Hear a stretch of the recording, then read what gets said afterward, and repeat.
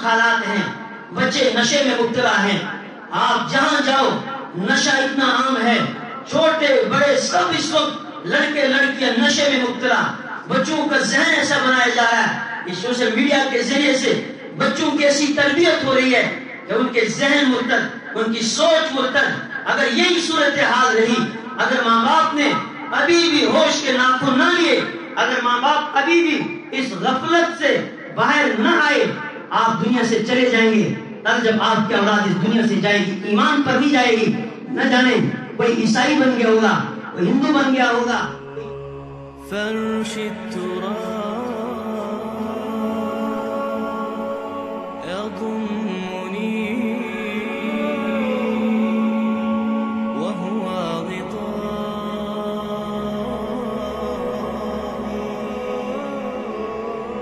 حول الرمال.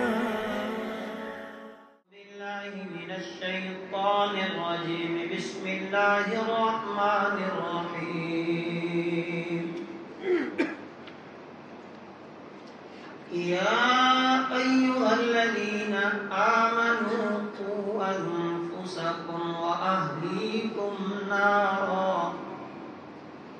وقودها الناس والحجارة عليها ملائكة غلاظ شداد لا يعصون الله ما أمرهم ويفعلون ما يؤمرون. صدق الله العظيم.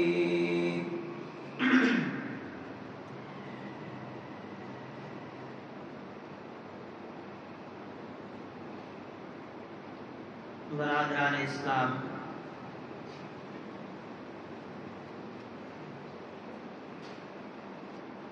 اللہ تبارک و تعالی نے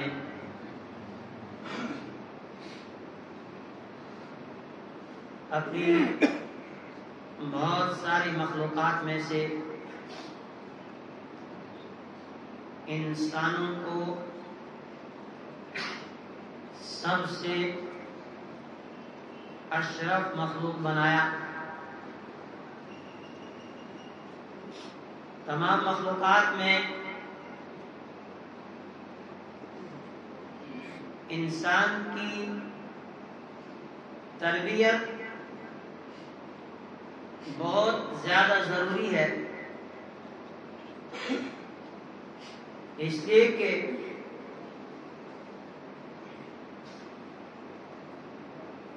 اس دنیا کے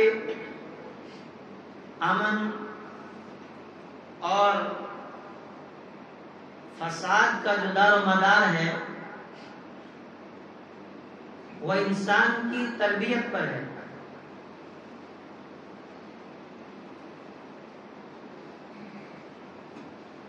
قرآن پاک میں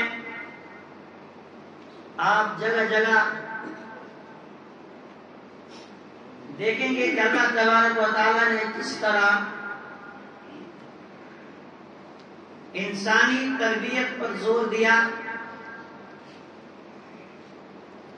اس لیے کہ یہی وہ مخلوق ہے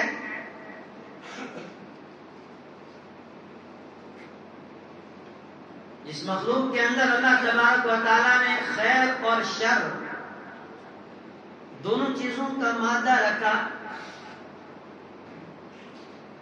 دونوں چیزیں اس انسان کے سامنے رکھی اور پھر اس انسان کو اختیار دیا گیا، اس انسان کو ارادے کا مالک بنایا گیا. اس انسان کے سامنے دونوں راستے بالکل واضح کر دیے گئے کہ خیر کا راستہ یہ ہے، ہدایت کا راستہ یہ ہے، شر اور برائی کا راستہ یہ ہے. خیر کے راستے کو اختیار کرنے سے آپ کو ملے گا کیا؟ دنیا میں کس طرح امن قائم ہوگا، معاشرے کے اندر کس طرح سدھار ہوگا کہ جب یہ انسان خیر اور بھلائی ہدایت کے راستے کو اختیار کرے گا تو دنیا میں امن و امان قائم ہو جائے گا، اس دنیا میں بھائی چارگی اور آپسی محبت بڑھ جائے گی، اور جب یہ انسان خیر کے راستے کو چھوڑ کر شر اور برائی والے راستے پہ چلے گا، پھر اس دنیا کے اندر جو امن ہے، اس امن کا جو نظام ہے وہ درم برہم ہو جائے گا، یہاں شر آ جائے گا، یہاں فساد آ جائے گا، یہاں بگاڑ آ جائے گا،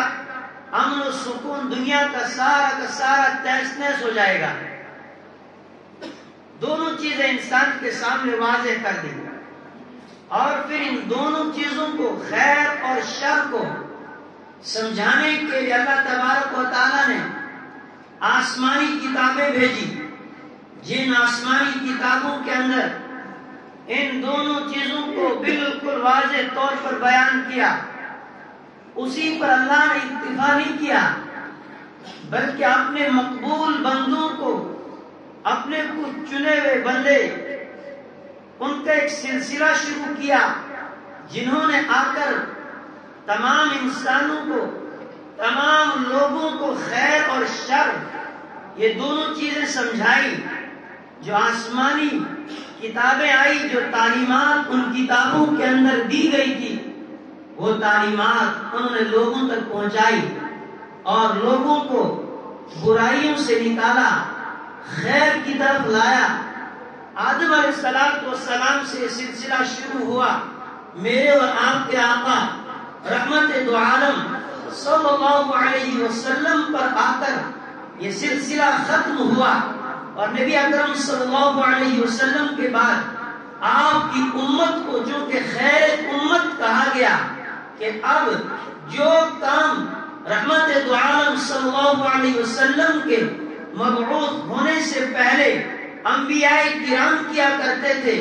جو ذمہ داری بنی اسرائیل کے انبیاء کو دی گئی تھی، وہ ذمہ داری اب رحمت دو عالم صلی اللہ علیہ وسلم کے بعد آپ کی امت کو سونپ دی گئی، کہ اب اس امت کا کام ہے، اب کوئی نبی نہیں آئے گا، اب نبوت کا جو سلسلہ ہے،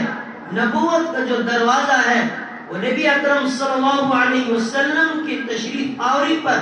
اب اس کو بند کر دیا گیا، اب اس پر ختم نبوت کی مہر لگ چکی ہے۔ لیکن اب یہ امر بالمعروف نہی عن المنکر کا جو فریضہ انجام دیا جاتا تھا، جو انسان برائی کے اندر مبتلا ہے، جو انسان ظلمت اور تاریکی کے اندر مبتلا ہے، ان انسانوں کو ظلمت اور تاریکی سے کون ہدایت کی روشنی کی طرف لائے گا، برائی سے نکال کر بھلائی کی طرف ان لوگوں کو کون نکالے گا، وہ ذمہ داری مجھے اور آپ کو دی گئی۔ یہ ذمہ داری اب تمہاری ہے کہ تم نے اب انسانوں کو نیکی کے راستے پہ لانا ہے، برائیوں سے ان کو نکالنا ہے، اور اس کے لیے پھر پروردگار نے جگہ جگہ قرآنی تعلیمات ہمیں دی، اور ہر انسان کو ذمہ دار بنایا گیا کہ ہر آدمی اپنی اولاد کی تربیت کی فکر کرے، کہ ان کے اندر ایسی سوچ پیدا کرے کہ وہ اللہ کو پہچاننے والے ہوں، ان کے دلوں کے اندر خوف خدا ہو، اپنی اولاد کو انسان حسن ادب سے آراستہ کرے، اس کو بہترین تعلیم دے، اس کی بہترین تربیت ہو۔ یہ ایک ماں باپ کی ذمہ داری قرار دی گئی کہ ہر ماں باپ کو چاہیے کہ وہ اپنی اولاد کی نگرانی کرے، اپنی اولاد کو صحیح تعلیم دے، اپنی اولاد کی صحیح تربیت کرے۔ اور اس کا مرحلہ کہاں سے شروع ہوتا ہے؟ نبی اکرم صلی اللہ علیہ وسلم نے تعلیم جو ہمیں دی، آپ کی زبان سے جو تربیت اس امت کی گئی، پہلے ہی کہا گیا کہ جب آپ نے نکاح کرنا ہے تو نکاح کے لیے آپ جو اپنے لیے شریکہ حیات تلاش کر رہے ہیں، جس خاتون کو آپ اپنے نکاح میں لانا چاہتے ہیں، فرمایا آپ اس کی دنیا داری کو نہ دیکھیں، بلکہ آپ دین کو ترجیح دیں، اس لیے کہ اگر آپ کی شریکہ حیات دیندار ہوگی، اگر اس کی زندگی کے اندر دین ہوگا، اگر اس کے دل میں خوف خدا ہوگا، تو آپ کی اولاد کی تربیت صحیح ہوگی، آپ کی اولاد کا وہ تعلق اللہ کے ساتھ جوڑے گی، ان کے اندر بھی وہ خوف خدا آئے گا۔ فرمایا یہیں سے ابتدا ہو جاتی ہے انسان کی تربیت کی اور اس کی تعلیم کی، کہ انسان نے جب اپنا ساتھی تلاش کرنا ہے، اپنے لیے شریکہ حیات کو تلاش کرنا ہے، تو آپ صلی اللہ علیہ وسلم نے فرمایا کہ تم عورت کی دینداری کو ترجیح دو۔ اگر دنیاوی اعتبار سے وہ کمزور ہے، اس کے پاس مال زیادہ نہیں، اس کے پاس دولت زیادہ نہیں، کوئی اور چیز اس کے پاس نہیں، ہاں اگر اس کے پاس دین ہے، اگر اس کی زندگی کے اندر نبی اکرم صلی اللہ علیہ وسلم کی شریعت ہے، اگر اس کے دل کے اندر خوف خدا ہے، تم ایسی لڑکی کو اپنے نکاح میں لانے کے لیے ترجیح دے دو۔ اور اس کے بعد فرمایا جب نکاح ہو جائے، اب جب ہم بستری کا وقت آتا ہے، اس وقت بھی فرمایا کہ اب اس سے پہلے دعا مانگو کہ اللہ شیاطین کے شر سے ہماری حفاظت فرما، اور اس عمل کے نتیجے میں جو اولاد ہمیں آپ عطا کریں گے اس کو بھی آپ شیطان کے شر سے محفوظ کر لیجئے۔ اب یہ دعاؤں کا سلسلہ یہیں سے شروع ہوا، بلکہ آپ اس سے پہلے جائیں، انبیاء کرام اللہ کی بارگاہ میں دعا کر رہے ہیں، اللہ سے نیک صالح اولاد مانگ رہے ہیں۔ آپ حضرت زکریا علیہ السلام کو دیکھیں، اس طرح اللہ کے سامنے بھیک مانگ رہے ہیں، اللہ سے کہہ رہے ہیں هنالک دعا زکریا ربہ قال رب هب لي من لدنك ذرية طيبة انك سميع الدعاء۔ زکریا علیہ السلام اللہ کو پکارے، اللہ کو پکارے، دعا زکریا ربہ قال رب هب لي من لدنك ذرية طيبة، اے میرے رب مجھے پاکیزہ اولاد عطا فرما، نیک صالح اولاد مجھے عطا فرما۔ سورہ مریم کے اندر آپ دیکھیں گے اذ نادى ربه نداء خفيا قال رب اني وهن العظم مني واشتعل الراس شيبا ولم اكن بدعائك رب شقيا۔ اللہ سے دعا کر رہے ہیں، اے میرے رب جب بھی تیری بارگاہ میں نے ہاتھ اٹھائے، میرے رب کبھی بھی میں نا امید ہو کر واپس نہیں لوٹا، کبھی بھی تو نے میرے ہاتھ خالی واپس نہیں لوٹائے، کبھی بھی تو نے مجھے محروم نہیں کیا۔ اے میرے رب آج میں تیرا بندہ تیرے سامنے ہاتھ پھیلا رہا ہوں اور تجھ سے اولاد کی بھیک مانگ رہا ہوں۔ مجھے معلوم ہے میری ہڈیاں کمزور ہو چکی ہیں، بڑھاپا مجھ پر آ چکا ہے،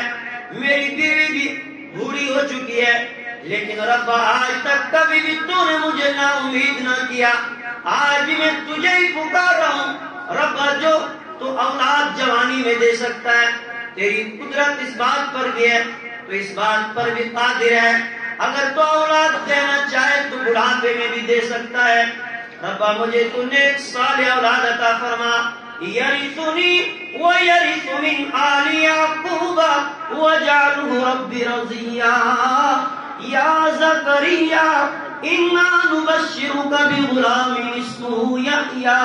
لم نجعل لہ من قبل سمیا۔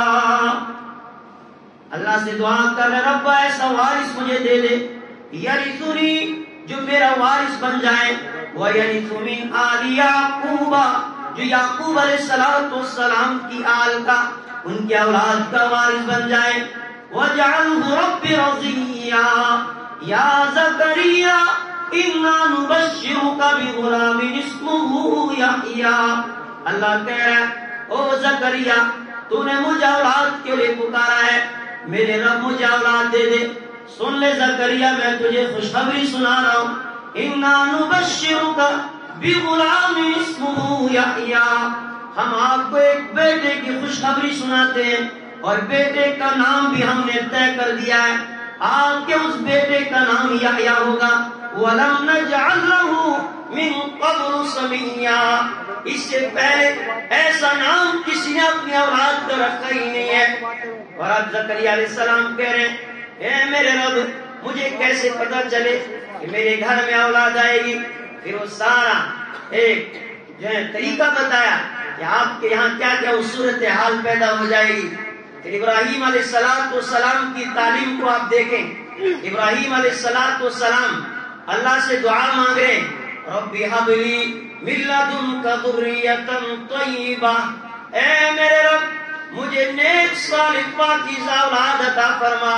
انک سمیع الدعاء، بلا شبہ تو ہی دعاؤں کو سننے والا ہے۔ اللہ کہہ رہا ہے فبشرناہ بغلام حلیم، ابراہیم علیہ السلام کو ایک ہونہار ایک بردبار بیٹے کی خوشخبری سنا دی، ایک قلب سلیم رکھنے والے بیٹے کی خوشخبری ہم نے ابراہیم علیہ السلام کو سنا دی۔ ابراہیم علیہ السلام بھی اللہ سے دعا مانگ رہے کہ اللہ جو اولاد تو مجھے دے گا وہ اولاد نیک ہونی چاہیے۔ وہ کہ نسلوں کو بنانے کے لیے، نسلوں کی تربیت کرنے کے لیے کہاں سے سلسلہ شروع ہوا؟ فرمایا نکاح سے پہلے اپنے لیے شریکہ حیات نیک صالح تلاش کرو، اور اس کے بعد پھر اللہ کے ساتھ اپنا تعلق مضبوط کر لو۔ اب اللہ سے دعائیں مانگتے رہو کہ اللہ نیک صالح اولاد عطا فرما، اور اگر اولاد نیک نہ ہو پھر اللہ بچائے وہ ماں باپ جانتے ہیں کہ جو اس پریشانی سے جو ہیں گزر رہے ہیں کہ جب اولاد بگڑ جاتی ہے،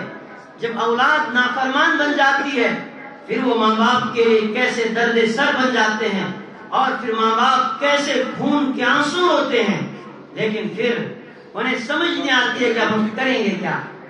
یہ یہاں پر انبیاء اللہ سے دعائیں مانگ رہے ہیں کہ اللہ اولاد تو آپ نے دینی ہے، لیکن کم از کم ایسی اولاد ہمیں دے دینا۔ ربنا، اے ہمارے رب ہمیں ایسی اولاد عطا فرما جو ہمارے لیے آنکھوں کی ٹھنڈک بن جائے۔ ربنا هب لنا من ازواجنا وذرياتنا قرة اعين واجعلنا للمتقين اماما۔ اللہ سے دعا کر رہے ہیں کہ اللہ ایسی اولاد ہمیں عطا فرما جو ہمارے لیے آنکھوں کی ٹھنڈک بن جائے، ہمارے بیوی بچوں کو ہمارے لیے آنکھوں کی ٹھنڈک بنا دے، ہمارے لیے وہ درد سر نہ بن جائیں، ہمیں پھر خون کے آنسو نہ ہونا پڑے۔ میں جب آپ کے گھر میں اولاد آ جائے، آپ اپنی اس اولاد کی صحیح تربیت کرو، اور تربیت میں فرمایا پھر دخل اس چیز کا بھی ہے، اب جو تم اس کی تربیت کر رہے ہو، اب جو تم اس کی پرورش کر رہے ہو، اس کو جو غذا تم کھلا رہے ہو وہ غذا حلال ہے یا حرام ہے؟ اگر آپ نے اپنی اولاد کی تربیت حرام غذا سے کی، اگر حرام کا ایک لقمہ بھی آپ کی اولاد کی پیٹ میں چلا گیا، فرمایا اب آپ ان سے کسی بھی خیر کی توقع نہ رکھو۔ اب آپ کس امید میں بیٹھے ہیں کہ میری یہ اولاد بڑھاپے میں میرا سہارا بنے گی، میری یہ اولاد میرا ادب کرے گی یا میرا یہ احترام کرے گی؟ فرمایا ہو نہیں سکتا ہے، اس لیے کہ اگر آپ نے اپنی اس اولاد کی تربیت حلال غذا سے کی ہوتی، پھر یہ اولاد آپ کی فرما بردار بن جاتی، پھر یہ اولاد آپ کو اپنے آنکھوں پہ بٹھا رکھتی۔ لیکن جب اس کے جسم میں جو خون پیدا ہو گیا وہ خون حلال غذا کا نہیں ہے، وہ خون حرام غذا سے بنا ہے، فرمایا آپ کس غفلت میں ہیں، آپ کن خوابوں میں ہیں کہ یہ اولاد ہمارے لیے بایزید بستامی ثابت ہوگی، ہمارے لیے اولاد شیخ عبد القادر جیلانی ثابت ہوگی، ہمارے لیے یہ اولاد خواجہ معین الدین چشتی ثابت ہوگی۔ فرمایا نہ، یہ اولاد چور تو بن سکتی ہے، یہ اولاد ڈکیت ڈاکو تو بن سکتی ہے، لیکن کبھی بایزید نہیں بن سکتی۔ بایزید بنانے کے لیے پھر اس کو اس طرح کی تربیت چاہیے کہ اس کے خون کے اندر حرام غذا سے کوئی ایک قطرہ نہ پیدا ہوا ہو۔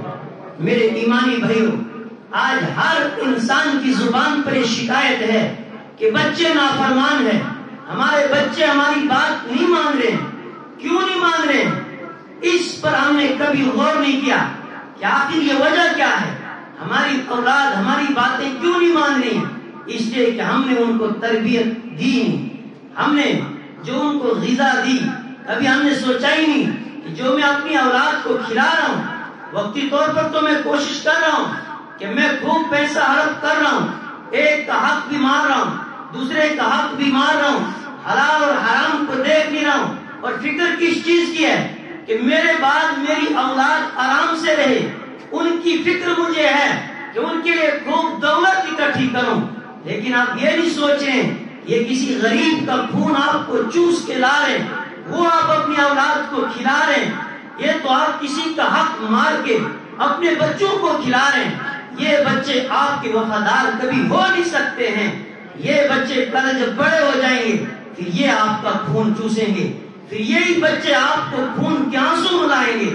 جہاں آپ نے اپنی اولاد کے خاطر اپنی دنیا بھی تباہ کر دی، آپ نے اپنی اولاد کے خاطر اپنی آخرت بھی برباد کر دی۔ اور ادھر اللہ کیا کہہ رہا ہے؟ یا ایھا الذین آمنوا، او ایمان والو، قوا انفسکم واہلیکم نارا، او ایمان والو اپنے آپ کو بچاؤ، اپنی اولاد کو بچاؤ جہنم کی آگ سے، وقودھا الناس والحجارہ، اس آگ سے بچاؤ جس کا ایندھن پتھر اور انسان ہے، علیہا ملائکۃ غلاظ شداد لا یعصون اللہ، اس جہنم کے اوپر، اس آگ کے اوپر ہم نے کچھ فرشتوں کو مقرر کیا ہے، وہ بڑے سخت ہیں، وہ نرم نہیں ہیں، وہ وہی کام کرتے ہیں، فعلون ما یؤمرون، جس کا اللہ انہیں حکم دیتا ہے، لا یعصون اللہ، وہ اللہ کی نافرمانی نہیں کرتے ہیں۔ اللہ اپنے بندوں کو کہہ رہا ہے کہ میرے بندو، تم دنیا میں اس چیز کی تو فکر کرتے ہو کہ ہمارے بعد ہمارے بچوں کا کیا بنے گا، فرمایا وہ فکر کرنے کی ضرورت نہیں ہے، اس لیے کہ رازق میں ہوں، رزق کی ذمہ داری میں نے لے رکھی ہے۔ جس طرح تم کو کبھی میں نے بھوکا نہیں سونے دیا، صبح جب اٹھتے ہو ضرور تم خالی پیٹ ہوتے ہو،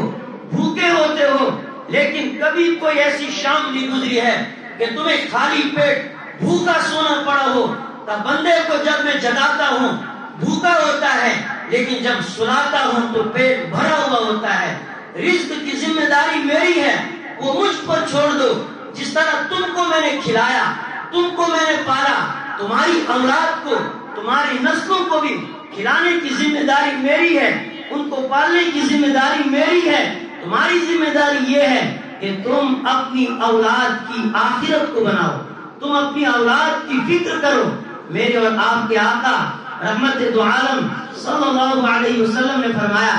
کہ اولاد کے ماں باپ کی طرف سے سب سے قیمتی تحفہ جو ہے، فرمایا وہ اچھی تربیت ہے، وہ حسن ادب ہے۔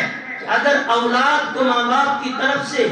مال و دولت میں کوئی حصہ نہ ملے، وراثت ماں باپ نے اپنی اولاد کے لیے کچھ بھی نہیں چھوڑی ہو، لیکن اگر اس نے اپنی اولاد کی صحیح تربیت کی ہو، اس کو حسن ادب سے اس نے آراستہ کیا ہو، گویا کہ اس نے سب کچھ حاصل کر لیا۔ اور اگر دنیا کی دولت ڈھیروں میں اس کے سامنے اس نے لا کے رکھ دی، لیکن اگر اس اولاد کی اس نے صحیح تربیت نہ کی ہو، سمجھو کہ اس ماں باپ نے اپنی اولاد کو کچھ دیا ہی نہیں۔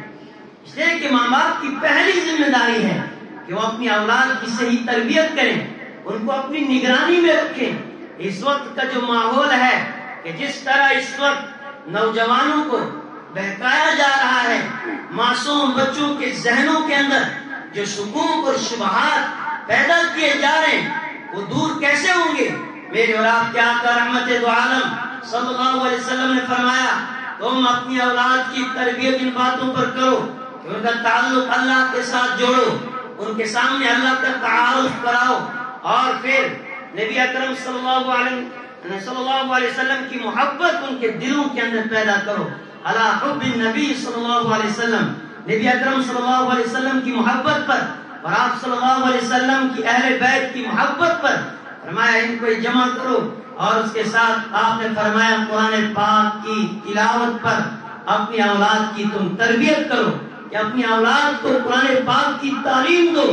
فرمایا یہ اللہ کے یہاں سوال ہونا ہے کہ آپ نے اپنے بچے کو قرآن کتنا پڑھایا، ان کی آپ نے کیسی تربیت کی۔ یہ نہیں پوچھا جائے گا کہ مال آپ نے اپنے اولاد کو کتنا دیا تھا۔ میرے ایمانی بھائیوں، پھر اگر آپ دیکھیں گے ہمارے جو اسلاف ہیں، ہمارے جو بزرگ ہیں، ان کی تربیت کیسی ہوئی، کیسے کیسے انوکھے واقعات ہیں کہ ماں باپ اپنی اولاد کی کیسی تربیت کیا کرتے تھے۔ وقت چونکہ ابھی ساتھ نہیں دے رہا ہے، ورنہ اپنے اسلاف کی اور صحابہ کی چند مثالیں میں آپ کے سامنے پیش کرتا کہ ماں باپ نے ان کی تربیت کیسی کی، اور پھر وہ بچے اپنے ماں باپ کے لیے کیسے ثابت ہوئے، اور پھر انہوں نے اپنے ماں باپ کے لیے کیا کچھ کیا ہے کہ جہاں ماں باپ کی دنیا بھی بن گئی، جہاں ماں باپ کی آخرت بھی بن گئی۔ میرے ایمانی بھائیوں، بہت نازک حالات ہیں، بچے نشے میں مبتلا ہیں۔ آپ جہاں جاؤ نشہ اتنا عام ہے، چھوٹے بڑے سب اس وقت لڑکے لڑکیاں نشے میں مبتلا۔